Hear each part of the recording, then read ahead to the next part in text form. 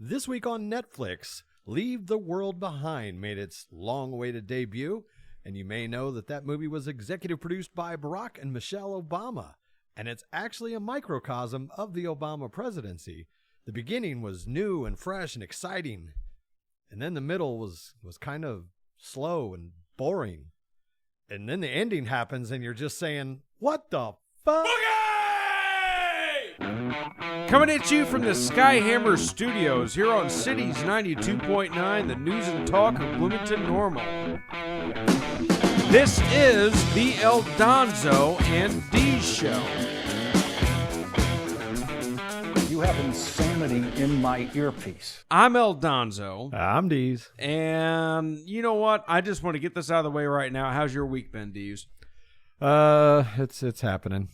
It's happening. Yeah, I'm on one of those jobs where you think it's going to be a snap, crackle, done, and yeah, no, it's an old 100. More like snap, crackle, and pop, right? Yeah. The only thing popping are my knees and back when I'm trying to get this floor to look halfway decent. It's a 150-year-old house, and there's not a flat section of the entire floor. It's a bit rough to lay tile on. But. Well, I live in an old house myself, so I can fully understand what you're talking about. Yeah, nothing's plumb, everything's added on. You have some ski slopes in this place too.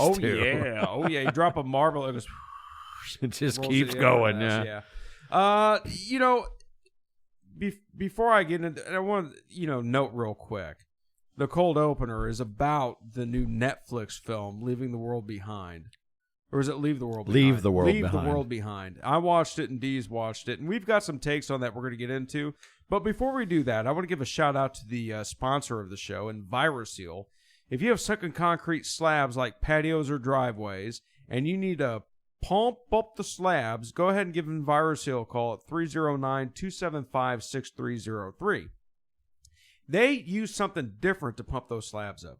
They use polyurethane spray foam insulation, and they'll get under there, and they'll jack up the slabs, as we like to say, start jacking, and they'll get them leveled out, and they'll be ready to use the same day, within 24 hours. Also, they do commercial and residential spray foam insulation.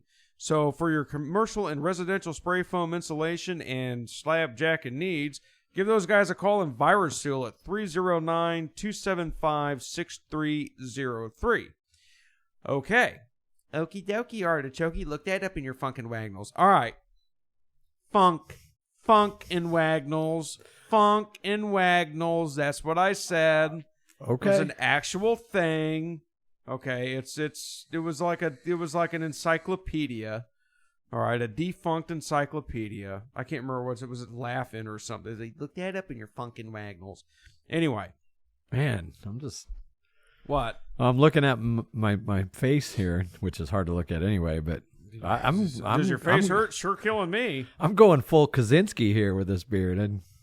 You're going to start writing your manifesto soon, yeah, aren't you? I'm going to go get in a shack somewhere out in the woods. Eat your own poo and write a manifesto, yeah. Correct? So anyway, we're talking about this movie, Leave the World Behind. Now, it appears that Deez and I did not, excuse me, I'm suffering from a bit of a cold. I'm getting over it. I'm on the tail end, but I'm going to be maybe getting a little clear my throat stuff going on here. But Deez and I both watched this. We didn't have any, what's the word? We didn't get together before the show, but we're both kind of picking up what they're putting down with it. But we both watched it separately.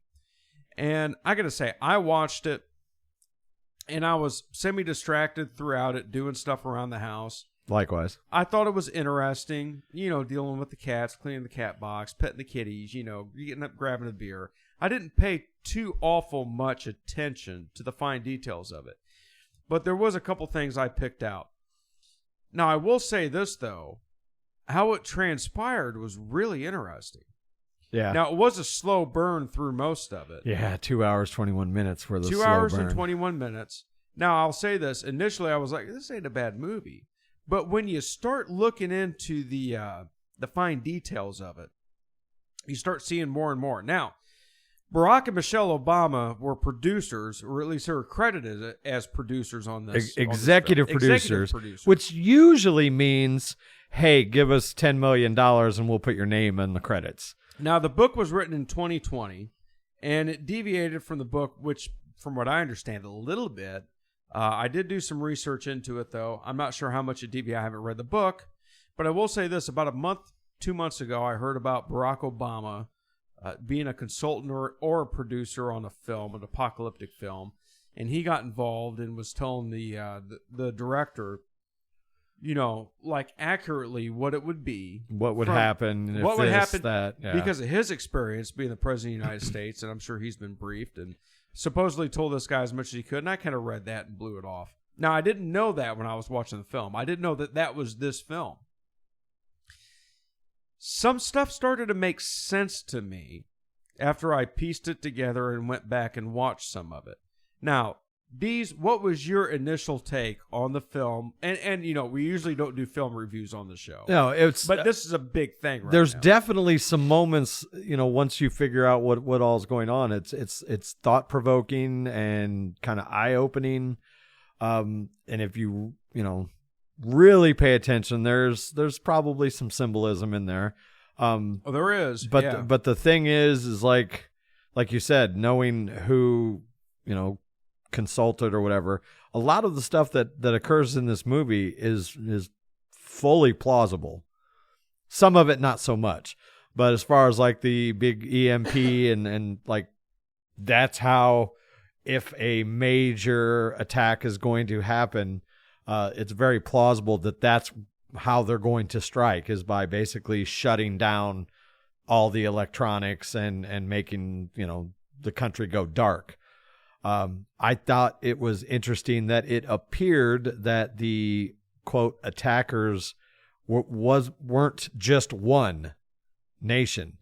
Like the flyers that dropped, spoiler alert, by the way, if you haven't seen it, the flyers that dropped were in Arabic, and then there was something later in the movie Korea. that was Korean. They implied Iranian. Yeah. Yeah. And again, it's one of those things where you look around the world right now and you're like, this could happen. It's almost like that movie was more of a warning than anything else. Right. A lot of bad people this can get and how. Now, I think it happened really fast. Now, the movie's a slow burn, but when you look at the amount of time it took, I think it happened extremely fast. But there was a lot of stuff in there I was watching going, yeah, I bet that may work out like that. Great cast. Yeah, great cast. Kevin Bacon plays a hillbilly prepper. Kind of a prepper, yeah. Yeah, which I can relate to. Mahershala Ali, Julia Dreyfus, Ethan Hawke. No. Not Julia Dreyfus, Julia Roberts. Come on, man. Yeah. Oh, pretty woman. So anyway, getting into that, there was a couple things that kind of stood out when you go back and watch it. There's a lot of undertones to it. And if you're just kind of sitting back, having a beer, or watching just for entertainment value, you may not catch on to it. But when the couple, spoiler alert, this happened, but we're going to do it anyway. When the couple go back to their house, I guess not a couple. It's a man and his daughter. They're African American. They go back to this house that they're renting out for an Airbnb, and they say, "Hey, look, power's shut down in the city. We want to stay here. This is our home." There's some trust issues between the family living there. They go down to the basement of the house to stay there, and it is reminiscent of an old ship, like wood paneling, and it kind of does look like they're going down to the dungeon of a ship, or whatever they call it, galley or whatever it is. You don't really think about it until you see it again. And then they had like a picture on the wall, which was a divided America. And then there was another picture upstairs, which was a white and black picture. And it was very prominent, white parts of the picture and black parts of the picture. And then you go throughout the movie and they start to merge together and become gray. There was also ocean scenes in the bedroom where the couple stayed. And the tides change, and it represents the top of a ship. And then we talked about this, the radio station that one of the main characters, played by Ethan Hawke, queues up in his vehicle is radio station 1619, which, if you follow this stuff, 1619 Project, which was the actual year that America started, because that's when the slaves came over or whatever it was. So there's a lot of undertones, but you can't be surprised when you see Barack and Michelle Obama's name tied to it. Yeah, I'd be interested in. I might have to go and actually read the book and and then rewatch the movie just to see how much of it they actually followed the book and how much of it they changed to, like these little things here, because obviously some of that stuff might not be in the book, but if there's any significance to whether it's the basement or the pictures or, even the radio station, you know what I mean? Now, one thing I will say, and this was one that got me. You can tell that there's some obvious friction between the black homeowners and the white renters. It's really not as in your face as you think it would be, though. They did it subtly, but they still threw it in there. But there's one scene which GH is the father and his daughter Ruth. They're about to go to sleep in the basement, and his daughter states, "If the world falls apart, trust should not be doled out easily to anyone, especially white people." And I remember I caught that part of it. I'm like, well, that's pretty in your face. But now with Disney and all this other bull sticks, I mean, is anybody really surprised that anybody go to those lengths with it? No, I'm sure it was intentional, but again, it's one little line. I didn't really catch anything else throughout the movie that was, down with Whitey, but I'm sure it was an intentional jab. Oh, I'm sure it was too. And we're coming up on a break right now, but when we come back, there's a lot of cyber attacks going on right now in the world. Oddly enough, wasn't really covered by the mainstream, though. No, it wasn't, but they are. We're going to talk about those. We're going to talk about Hunter Biden, Joe Biden. We've got so much stuff to go over on the Donzo and Deez show.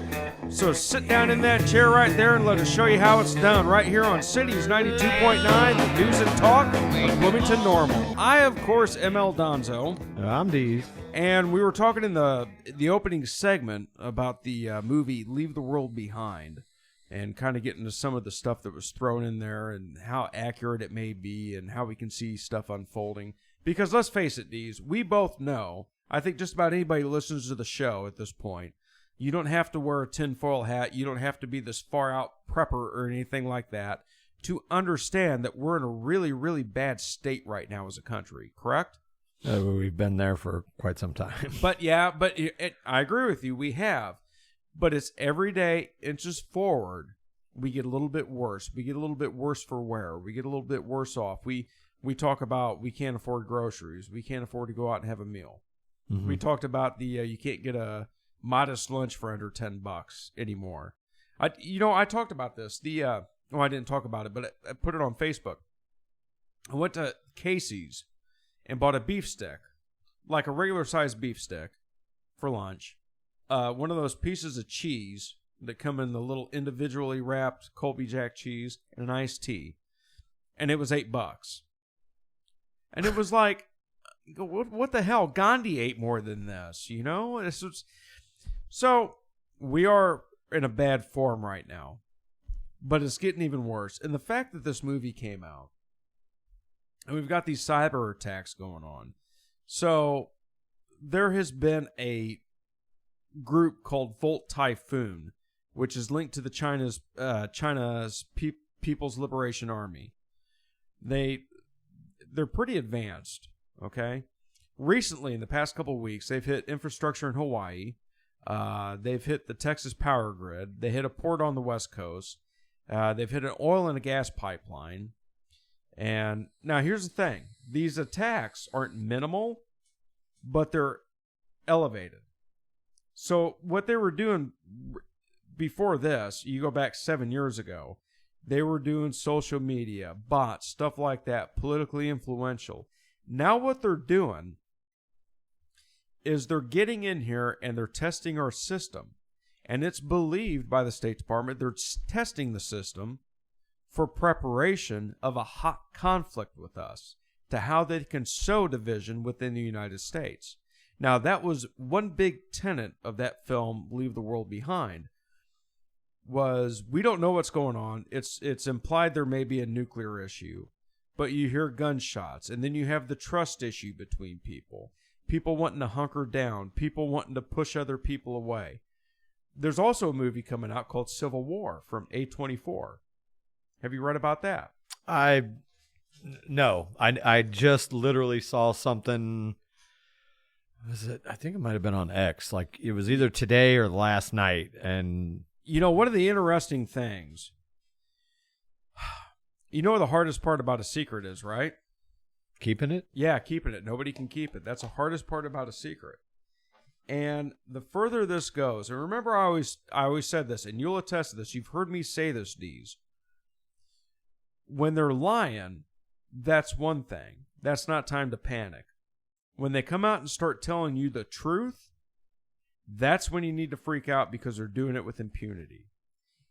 And I can't help but think these Hollywood productions and Netflix and all these studios, especially when you get Barack and Michelle Obama mixed in with this, maybe they're going out there and saying, hey, yeah, this is going to happen.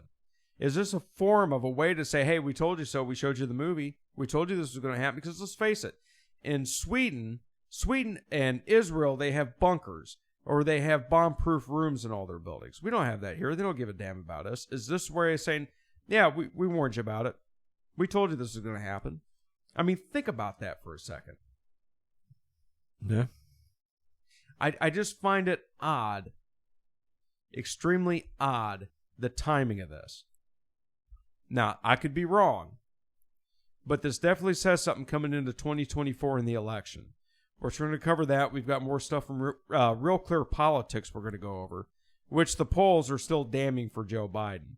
I mean, how in the hell do they expect to make it out of this? I don't think they're going to make it into it. We've got a story we're going to go over a little bit later about, Hunter Biden he came out and did a press conference. Now he's being held in contempt of Congress and doing this press conference about he was an addict and they just want to hurt him and they want to cut his dad down and turn his dad's love into darkness and all this other bull sticks. And Hunter Biden's relationship with his... Wait a minute now. Now, how about this? What if that's the catalyst for Joe Biden to step away and say, I need to focus on my family? I already said this 2-3 weeks ago. This is the leverage that they will eventually use to, whether they do it publicly or behind closed doors, this is what they're going to use to get Joe to just ride off into the sunset. We've got more on that story coming up in later segments, but there's one thing I want to touch on before we let this go, before we leave this world behind. In the film Leave the World Behind, GH, one of the main characters, the African-American fellow that comes back to claim his house and stay there because power went out in Manhattan or whatever, he tells Julia Roberts' character, I believe it is, that he knew somebody that was in the higher echelons. He worked for him. He was an investment guy or something, and he was friends with him, and they always joked about the cabal of Satan worshipers that worked in the higher government and knew everybody around the world. And, when stuff would happen, he'd let him know about it. And then he gets a call from this guy. And the guy that he's working for is very stern and says, move all my money. Or something to that extent, I'm paraphrasing. So the fact that they brought that up and were so open about it, the cabal of Satan worshiping elites, like these people had a heads up to this. And if you listen to the show and either Deez or I, we've talked about this. Something's going on here with this. So once again, it goes back to that point that I made. Are they telling the truth? Is this their way of outing it? Is this their way of saying, we know what's going on? Here it is. I've seen a lot of articles calling it predictive programming. It's that they're warning you without really warning you. It's definitely something. Now, here's another story for you. Vista, whatever you want to call them. It's a company to several... Worst version of Windows ever. Yeah, absolutely right. It's a parent company to several ammunition makers. They supply Federal, CCI, Remington. They've warned that the prices of ammunition are expected to rise in 2024 due to a worldwide shortage of gunpowder. It sent a letter out to its customers. It warned them they would begin to increase prices on all their ammunition products due to an anticipated global shortage of gunpowder. The Vice President of Sales, Brett Nelson, said, due to world events, now he didn't specify which ones, he said, due to world events, our suppliers have notified us of unprecedented demand for and an anticipated global shortage of gunpowder, and thus has increased our prices substantially. Now, Couple that with the ban on firearms exports. What are they gearing up for? Now, we know why there would be a legitimate run on gunpowder right now, right? Mm-hmm. We're supplying Ukraine, which we're going to talk about Ukraine also. Ukraine is close to pulling the plug. They almost have to pull the plug at this point. It's actually disgusting what's going on over there. We're also going to talk about Russia's economy coming up, which is actually doing pretty damn good. But fighting all these proxy wars across the world, there's no way we can sustain this. And with the export on firearms, that's A, crippling the firearms industry, and B, making sure that there is a run on firearms in our country. So there's all this stuff plays into each other. It does. It really does. There's no way around it. What and isn't it funny coming up to 2024, there's going to be a run on ammunition. 2024 is perhaps one of the biggest years that you and I will ever experience in our lives. It may be, my mom is, she was born in 55, so she's what, 68? This could be one of the biggest years she's ever experienced in her life. Your dad, my dad. Yeah. And now there's a run on ammunition.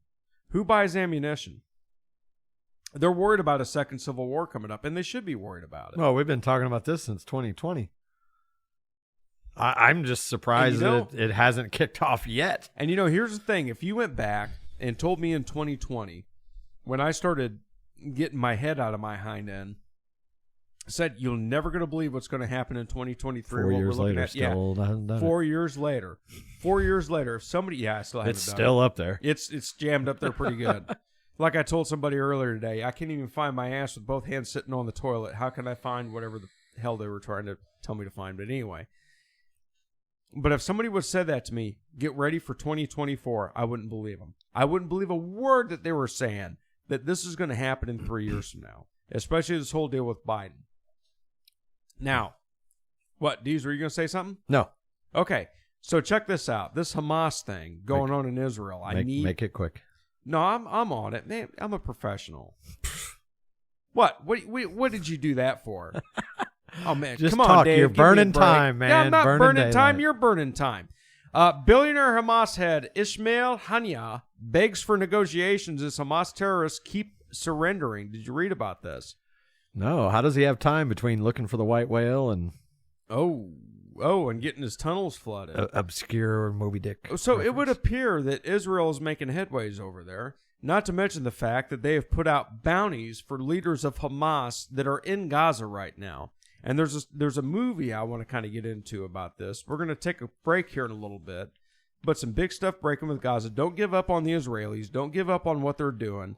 Now, Joe Biden, wants us to calm down and calling for a ceasefire. Now, Hamas is calling for a ceasefire. We can have negotiations. Well, kiss my ass! Now, before we get in all these Biden family fooly monkey shines, we were talking about Hamas. And I was kind of closing out the last segment with this.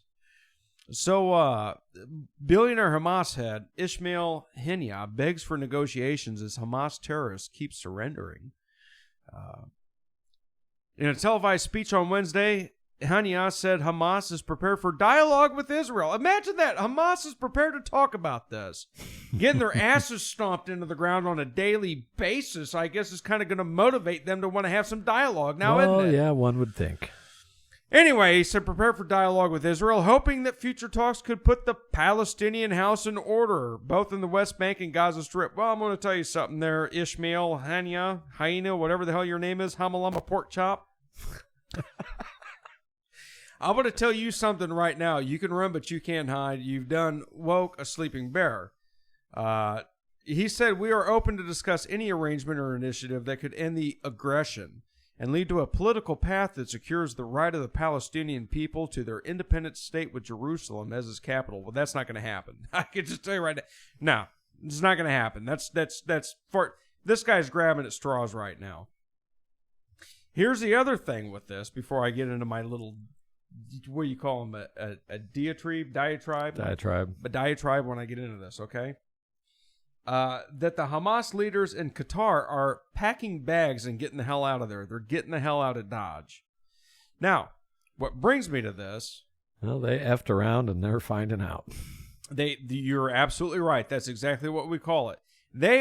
Israel is now offering Gazans a $1 million reward for information on Yahya Sinwar, one of the leaders of Hamas.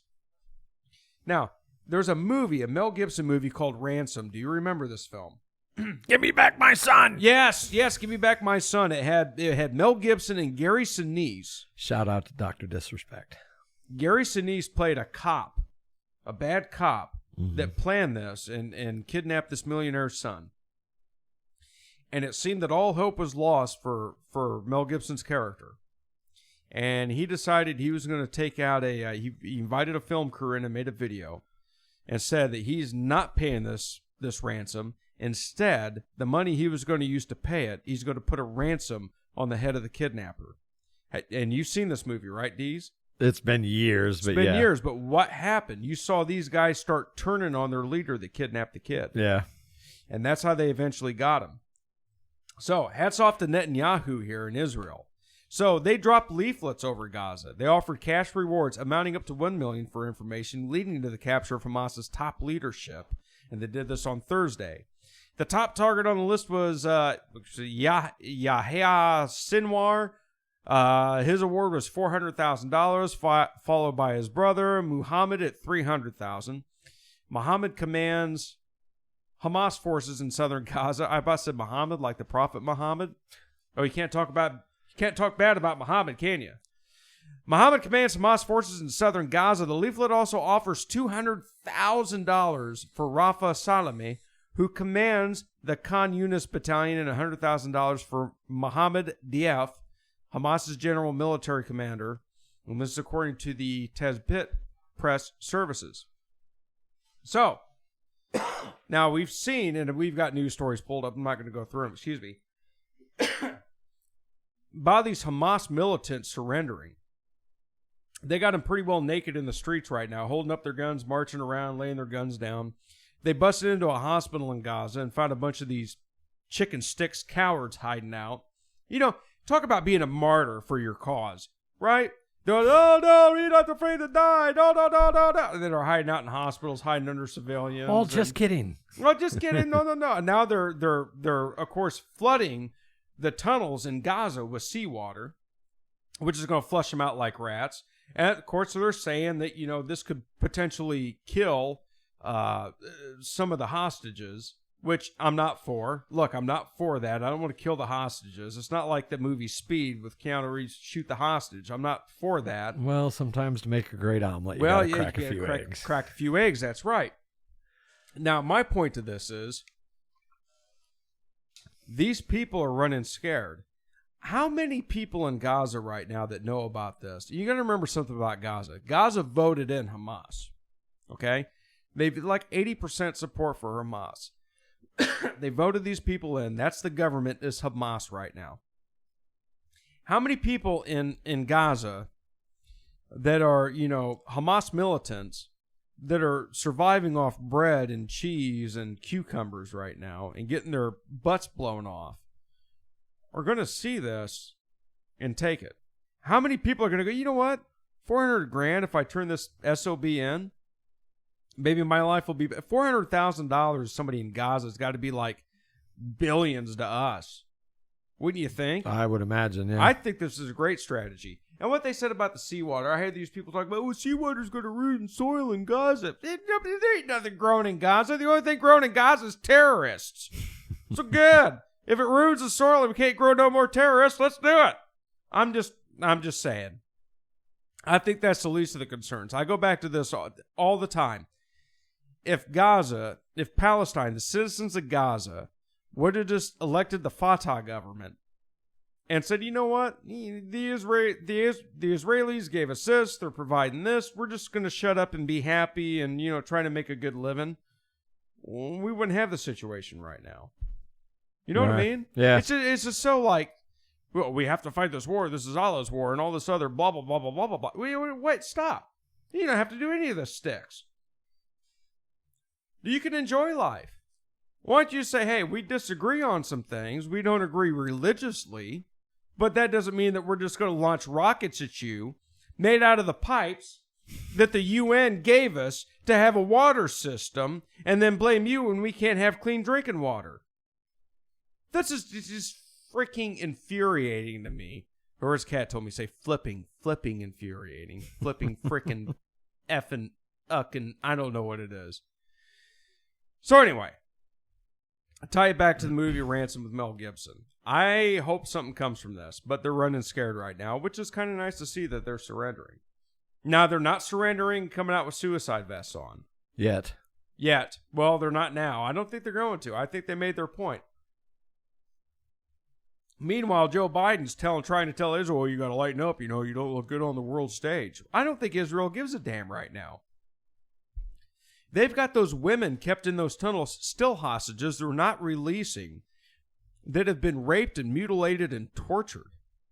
They're not releasing them because they don't want them, they do not want them to tell the world what they went through. Meanwhile, you got these a-holes in academia, you got these far-left extremists that are pro-Hamas. Now, Hamas will literally kill you if you're gay. They will kill you. They will throw you off the top of a building. They will shoot you. They will cut your head off if you're gay. Israel is one of the most LGBTQ friendly countries outside of the United States of America. They're the only one. They're a safe haven for LGBTQ individuals in the Middle East. And you got all these liberal panty wastes going out there, pro-Palestine from the river to the sea. Well, good. Go over there and live. If you're a queer, go over there and live. See how long you last over there. They don't give a damn about you. They don't give a damn about their own people. They use them as human shields. I don't know. It's just, it's one of these things, you get to looking at it. And you're like, how in the hell can somebody justify that? And speaking of justification, you're getting off this Hamas thing, but something else you can justify is Joe Biden. We were talking about him a little bit earlier too, weren't we, Deez? Were we? Yeah, we were. Oh yeah, come on. Oh yeah. Now, let's see how much time we got here before we get into this. Not much. I don't have enough time to play soundbite. But Joe Biden, of course, Hunter Biden, is in contempt of Congress right now because there was a subpoena for him to come testify. And of course, Hunter Biden, when you go testify, at least it could be public. Well, it's not on your terms, douche. It's not. You don't get to decide. You got to go. Trump did the same thing. Trump had to go testify. He was subpoenaed. It was a closed door thing. He had to go do it. Now Hunter Biden's got to go do it. Meanwhile, they just passed in the House the impeachment inquiry, like to inquire about if they should impeach him. Deez, you said this before. You said it yourself. There's no inquiry about this. Impeach him. If you look at everything on its face, he should be impeached, right? Yeah, is there one piece of rock solid evidence? No, not really. But there are 50 pieces of, probably enough to put together that, this should have been done a long time ago. Well, we're going to get into that on the next segment here on the Donzo and Deez show on Cities 92.9. The news and talk of Bloom is normal. Sorry, I got a little sidetracked there. yes, you were giving it to him pretty hard. But you know who's giving it to himself? Joe Biden. The gift that keeps on giving. Now, is there any wonder, and I've got some audio of this, just how stupid this guy is. Well, I would say stupid. I kind of feel bad for him. I mean, we should be making fun of him, but it's so damn easy. Some jokes just write themselves, don't they? Now, Democrats right now, the Democrat Party is in total meltdown over what's going on. They actually believe Trump has a shot. That's why they're coming out saying he's going to be a dictator. He said this. He said that. Now, that's the middle to lower tier class of the Democrats. Now, I believe that, the higher-ups, Joe Biden, the Obamas, they got a trick up their sleeves, and we've talked about that before. They're going to get him out of there, or they're going to throw the election, one of the two. They're not panicking for a reason. Joe Biden's taking a lot of heat right now for Hunter Biden, which we're going to get into in the second hour. But since I was talking about Hamas, this is just how words cannot even put into context of how ignorant this is. So I think it's been 65 days as of a couple days ago that the terror attack would have been damn near 60 on December 7th. So by December 11th, it would have been 64, 65, whatever, 65 days. Days. It's been pretty recent since Hamas attacked Israel, has it not been? Fairly, yeah. Yeah, it's been fairly recent. We're talking 2 months. Okay. This was President Biden just a couple days ago in an address at a Hanukkah celebration. Now, I want you to listen to this. And you're going to catch not once. Once is a gaffe.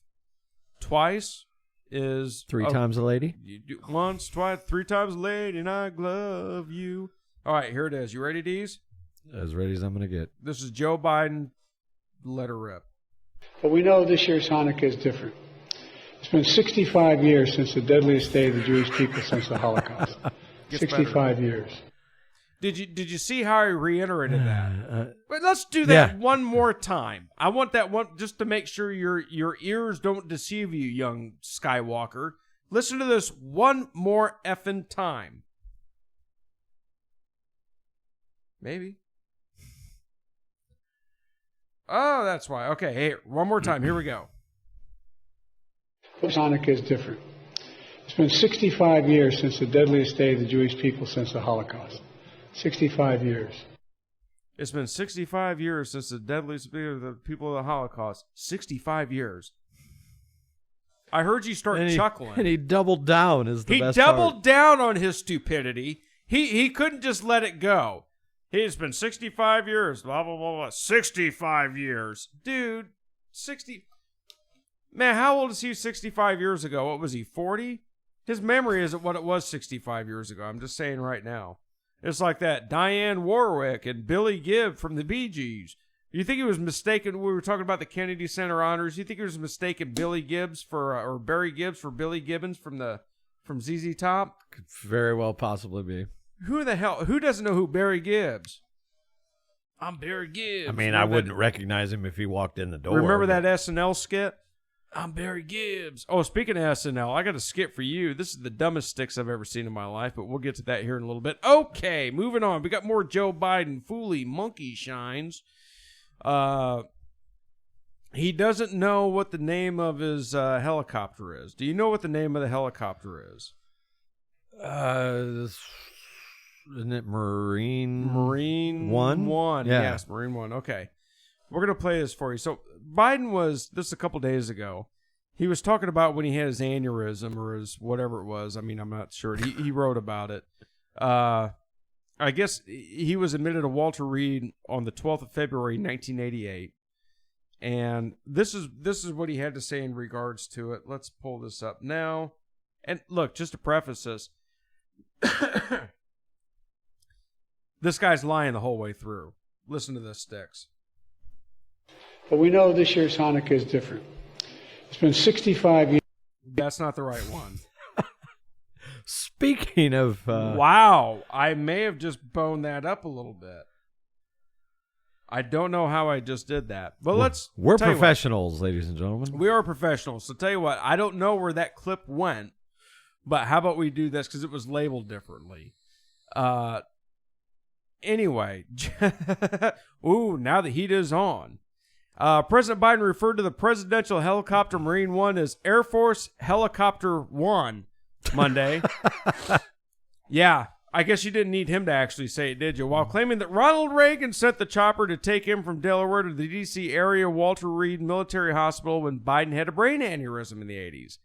The 81-year-old's anecdote, like other biographical details, in public remarks, not supported by his own autobiography or by Reagan's daily presidential diary. It turns out this was completely made up.